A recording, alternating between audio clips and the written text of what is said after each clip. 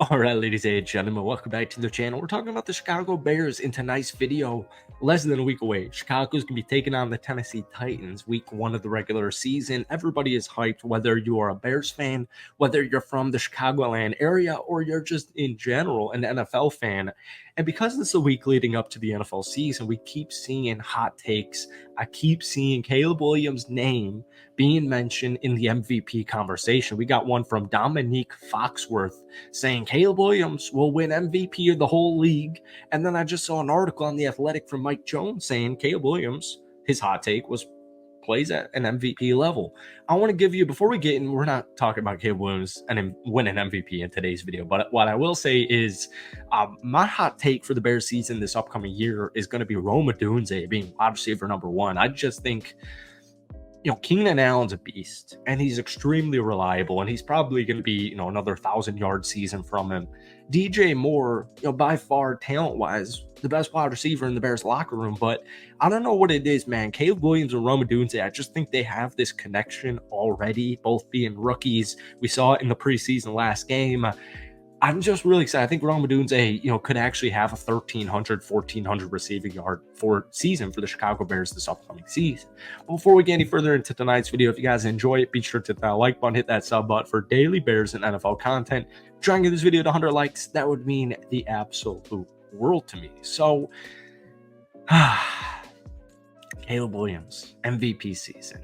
In that article from Mike Jones, he was just saying the Chicago Bears rarely sniffed relevancy in the last decade, posting only one winning record since then, but they're counting on the top pick of this year's draft to end the long-term running back quarterback carousel. That was just a hard sentence to read. Apologies. The point is, I keep seeing Caleb Williams being an MVP candidate. So I want to talk about a couple of things that are really interesting, specifically about this defense, because what it boils down to me is, at the end of the day, especially if you watch preseason, I think Caleb's going to throw a decent amount of interceptions. And by decent, I don't mean 20, but I also don't think he's going to throw less than 10. I think like a solid stat line for Caleb this upcoming season could be like, 26 touchdowns and 11 interceptions, something like that.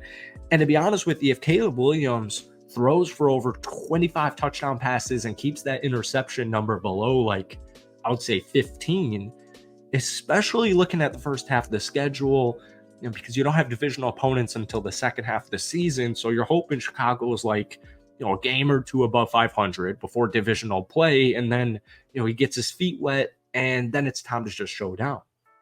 I don't think Chicago making the wild card this season is all that out of question. In fact, if I had to predict, I think the Chicago Bears go 9-8 this upcoming season.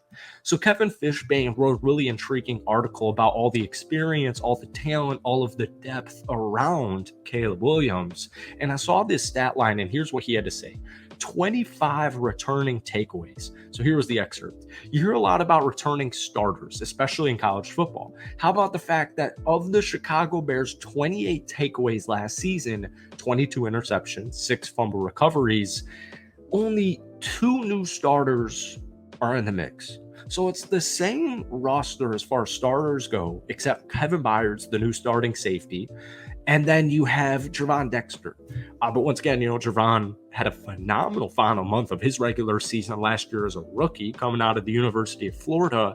But now your safety room, Kevin Byard, Jaquan Brisker, Kevin Byard, Jonathan Owens, Elijah Hicks. Love the depth, love the talent there. It's just really cool. Like, takeaways, interceptions, fumbles, whatever it is. It's not a year-to-year type of thing. But Chicago's going to be, in my opinion, an even better defense this upcoming season because, Montez Sweat's coming off a career year since he got to Chicago last season. You've got DeMarcus Walker, Austin Booker, Darrell Taylor that we'll talk about in just a second. But it's one of the most slept-on linebacker rooms in the entire league, and Tremaine Edmonds and TJ Edwards. And it's also one of the sneakiest, most talented defensive back rooms in the NFL, especially with the addition of Kevin Byard, Tyreek Stevenson, Jaquan Brisker, Kevin Byard, Jalen Johnson, and Kyler Gordon. And especially based on what I saw from Kyler Gordon in preseason, he looks like he's about to jump off or take off to the moon, I should say. But the point is, this defense is kind of the same, but it got better with the additions of Gervon Dexter, or at least Kevin Byard. And then finally, from that article, the average age of the Chicago Bears initial roster, 26.36 years old. This is the oldest Bears roster since 2021. And obviously, when you're going through a rebuild, you're going to get a little bit older. You had 32-year-old Keenan Allen, 31-year-old Kevin Byard. The point is, Ryan Poles also realizes that this team's ready to compete. And this is the most talented Chicago Bears roster that we have seen in at least 3 years, right? At least since that Mitchell Trubisky playoff season. So the point is, man, that depth is really good.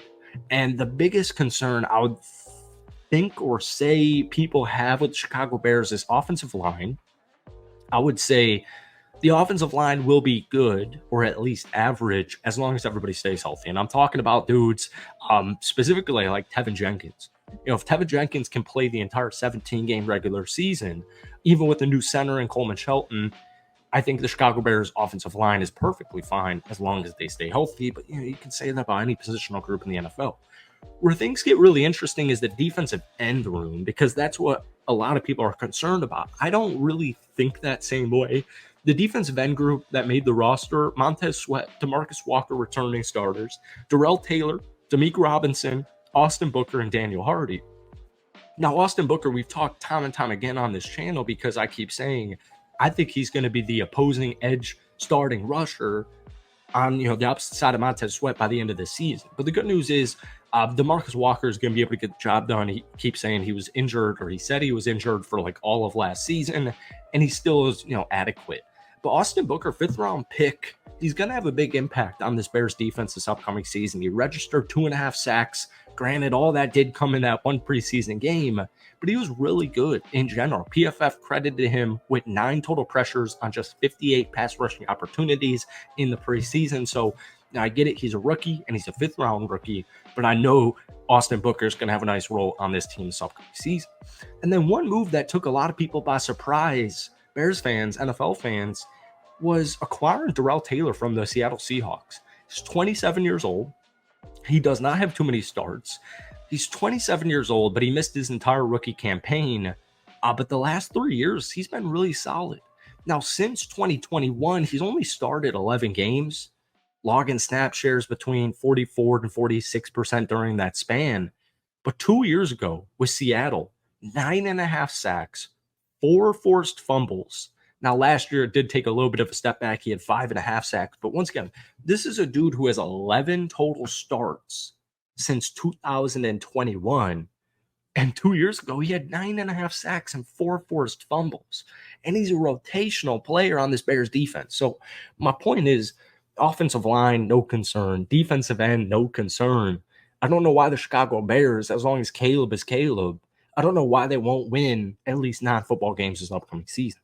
So thank you guys for watching. Hit that like button, hit that sub button. We'll definitely get another Bears video out to you before week 1 against Tennessee. But let me know down below, how many wins do the Chicago Bears finish with this upcoming season? Peace.